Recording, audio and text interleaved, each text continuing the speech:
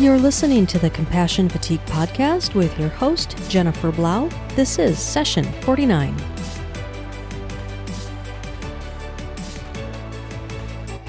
Well, hello and welcome back to the Compassion Fatigue Podcast. Thank you so much for joining me today. Today, I want to talk about a very common symptom of compassion fatigue. And if I'm perfectly honest, a symptom that I really struggle with and really have to work to manage every day of my life, and that is anger. So today I want to talk all about anger. Where does anger come from? What does anger do to us emotionally and physically? And what are some strategies that we can start to utilize to help to control that anger? So if this is something that you also struggle with, I hope that you will stay with me today and share this episode with other people within the animal welfare or animal rights community that you think might benefit from this information too. So when we think about anger, first of all, it's really important to recognize that anger is a very normal human emotion. The problem is that it can sometimes get us into trouble. So it maybe can negatively affect our work, our relationships, and even our physical and mental health. So it can really take a toll on our own well-being as well as get us into trouble kind of in the outside world as well. But to understand anger, it's really important to first realize what's behind the anger. So if you think about this, first, the brain gets triggered. So anger often serves as a protective mask for more painful, raw emotions. This could be insecurity, shame, guilt, fear, disappointment, feeling judged, frustration, even sadness. Triggers can also include certain people, places, or things, activities, events, situations. Sometimes these triggers for anger can also be brought on by our own unhelpful thinking patterns. So basically, after the brain is triggered, a chemical reaction occurs in our brain, and this causes a lot of really unpleasant things to happen, such as the release of stress hormones like cortisol and adrenaline. And the problem with the increased secretion of these hormones is I have a numerous amount of physical and mental consequences. So for starters, increased cortisol actually kills off brain cells, right? So it can also reduce the production of serotonin, which, as you may or may not know, serotonin is the hormone responsible for happiness. Less serotonin also means an increased risk of depression and, you guessed it, more anger. So stress hormones also wreak havoc on the entire body by negatively affecting everything from our hearts to our immune system. So if you struggle with anger, it's really important from both an emotional and a physical standpoint that you try to gain coping skills to kind of rein in and manage that anger so it doesn't take a toll on your body. So another thing that you want to do if you're struggling with anger is you want to start recognizing warning signs. So this can be really difficult to notice because oftentimes by the time we're kind of freaking out or yelling or throwing things, we're already in the red zone. So it can be really difficult to kind of analyze, what's triggering me right now? Because like I said, you're already in that red zone. So it's important to start recognizing early warning signs. So you may want to keep like an anger journal or log to help you start to notice certain patterns or triggers with your anger. One of the things you want to start to do is identify the primary feeling or emotion. So remember we talked about there's usually this underlying kind of raw, really painful emotion. You want to start noticing, what's the emotion behind this anger outburst? Am I feeling judged? Am I feeling guilty about something? Am I feeling ashamed about something? Is this anger really masking some deep sadness or grief? So start to notice that primary feeling or emotion behind the angry outbursts. start to notice some physical changes within your body. So a lot of times anger can bring about these physical changes, right? So we're releasing these stress hormones. The autonomic nervous system is kind of going through all these physical changes. And some of these symptoms we can start to notice could include maybe you're feeling hot or your face feels flushed. Maybe your hands or your body, certain body parts start to tremble. Your breathing can become shallow, fast, or heavy. Maybe you begin to sweat. Maybe you clench your jaw or your fists. Maybe your muscles become tense and tight. Your heart can start to race.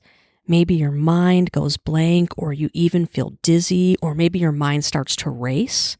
Maybe you even become nauseous, have digestive problems, or you develop a headache. So those are some of the physical changes that can start to happen within the body that can kind of signal, I feel anger coming on due to these physical changes. Then you want to start identifying some behavioral changes, right? So anger has behavioral consequences. Maybe you start to cry. You become aggressive.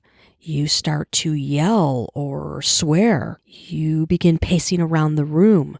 Maybe you become physically or verbally violent toward others. Maybe you become overly argumentative, or you become obsessive.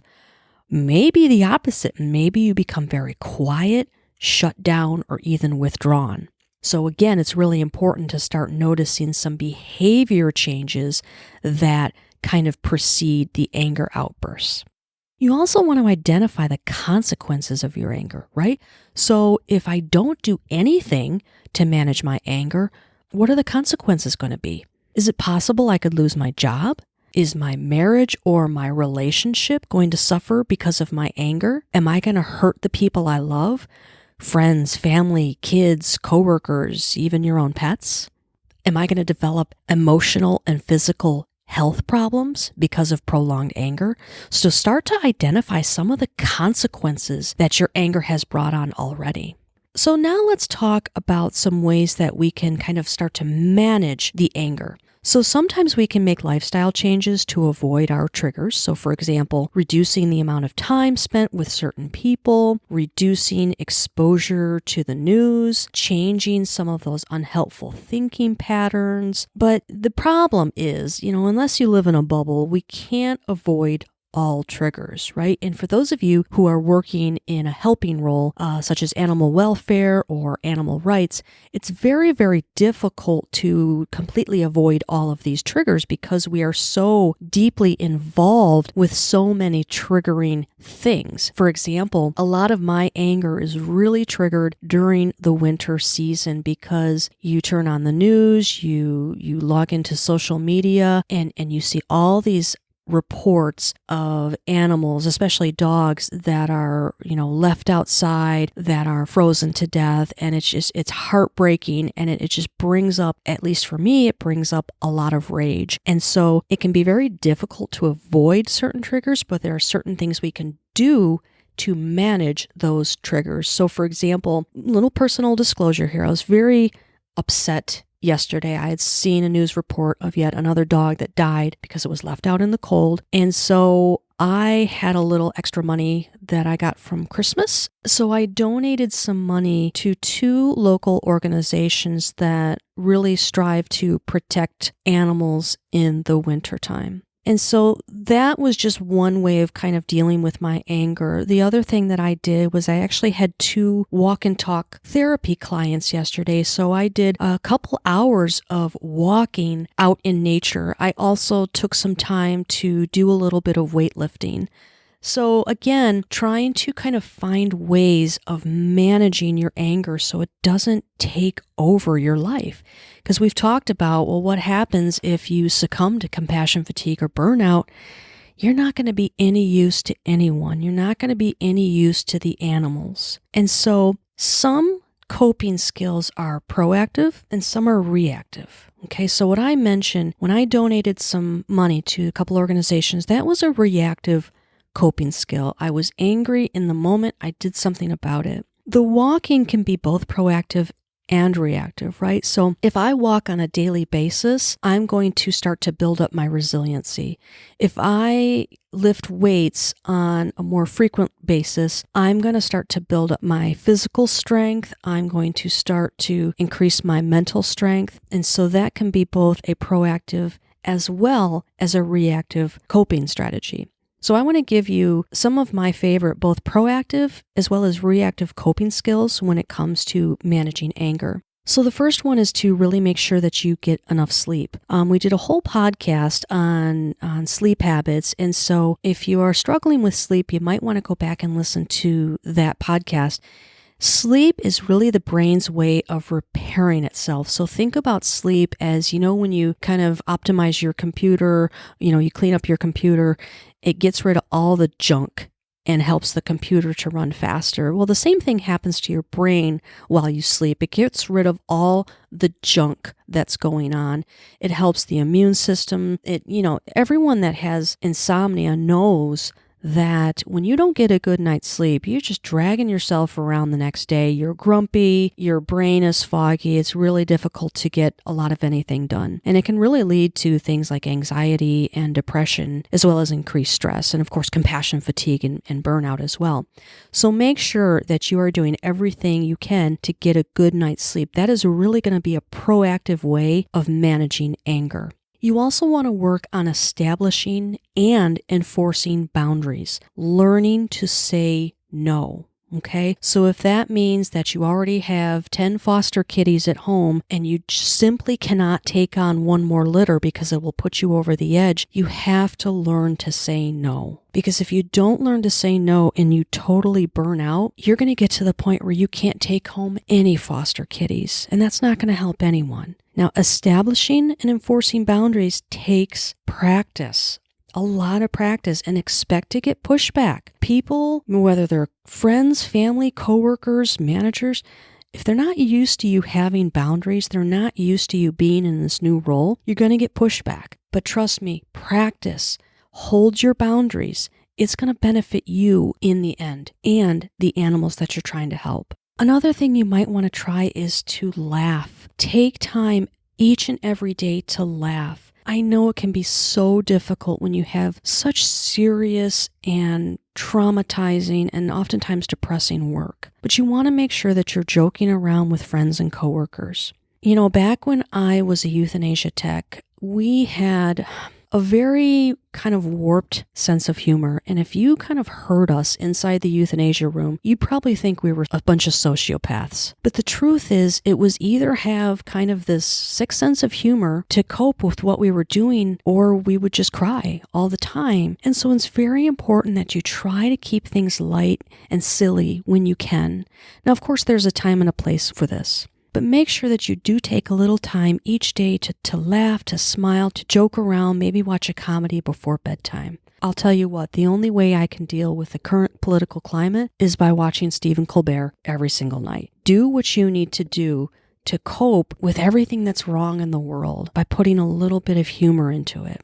If you're struggling with anger, make sure that you get it out. Don't keep it buried within you. If you keep it dormant like a volcano, it's going to erupt like a volcano at some point. So make sure you're talking things out. Maybe you have a trusted friend or coworker, even a therapist who can, maybe help you start to identify what's underneath that anger, help you process that anger, and then also help you develop more healthy coping skills to deal with that anger. When we are angry, our body goes into fight or flight mode, and this is a very unhealthy place to be chronically. So in times where we need to fight or flee, this is a very helpful protective way of being. But when we're chronically in fight or flight, it can have very serious health consequences. So you want to get yourself out of that state by practicing deep breathing or progressive muscle relaxation on a daily basis.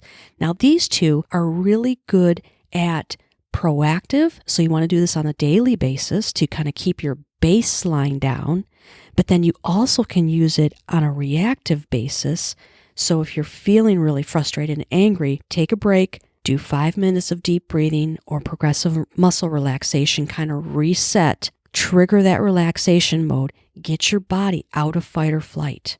Another thing that you can do to reduce those stress hormones is, like I was mentioning with the walking and the weightlifting, get regular exercise. Find something that works for you, whether it's walking or running or yoga or kayaking or snow skiing or curling. I don't care, whatever it is. Do something physical. Dance. Stretch, do something physical every single day to reduce those stress hormones. It's going to have a huge impact on your temper. Try to go beyond exercise. Engage in regular hobbies as well as self-care practices.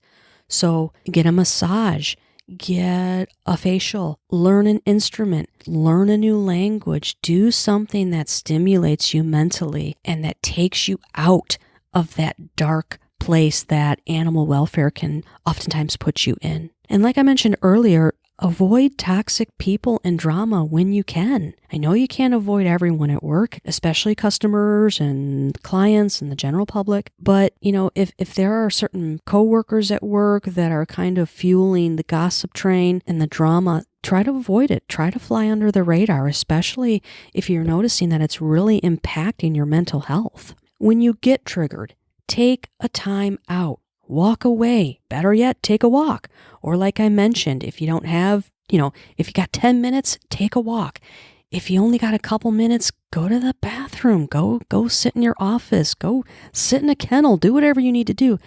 Take a couple minutes, do some deep breathing, do some of that progressive muscle relaxation. Another thing you can do, again, this only takes a couple minutes, is visualize. I personally use this technique with a lot of my clients that are experiencing a lot of stress and a lot of trauma. So what you want to do is you want to visualize a safe and comfortable place, okay?